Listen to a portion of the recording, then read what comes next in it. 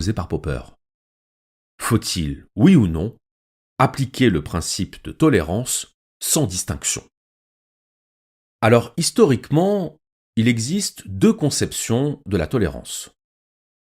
La première conception, c'est celle qu'on pourrait qualifier d'absolutiste, à savoir une tolérance illimitée, sans restriction. Ça consiste à dire, si on est pour la tolérance, on doit tout tolérer. On ne peut pas faire de la tolérance à la carte. Donc c'est une position qu'on pourrait aussi qualifier de déontologiste, c'est-à-dire une position de principe. Le propre d'une position de principe étant qu'elle n'admet aucune exception. C'est la phrase de Voltaire, quand il dit « Je ne suis pas d'accord avec ce que vous dites, mais je me battrai jusqu'à la mort pour que vous ayez le droit de vous exprimer. » À notre époque, cette position, on la retrouve chez quelqu'un comme Noam Chomsky, par exemple. Chomsky qui a défendu la liberté d'expression de Robert Faurisson, c'est-à-dire d'un homme qui affirmait que les chambres à gaz n'existaient pas. Parce que ce qui compte pour Chomsky, ce ne sont pas les idées. C'est la possibilité de les exprimer. Chomsky a eu beaucoup de problèmes suite à cette prise de position, parce qu'évidemment, on lui a reproché de soutenir un négationniste.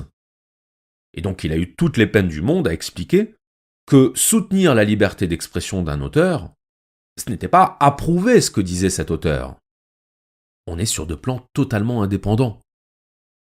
Ça, c'est quelque chose qu'on a beaucoup de mal à intégrer de nos jours, parce qu'on a une vision politique de la liberté d'expression. Politique au sens d'orienter politiquement. Alors que la liberté d'expression, ce n'est pas une position politique. C'est une position philosophique. C'est une position qui transcende les appartenances politiques. Donc, en tant que principe philosophique, la liberté d'expression n'est pas conditionnée à des appréciations subjectives. Je vais le dire plus clairement. C'est pas à la tête du client. Être pour la liberté d'expression, c'est être pour la liberté d'expression de tout le monde. Sinon, ça devient juste une posture esthétique.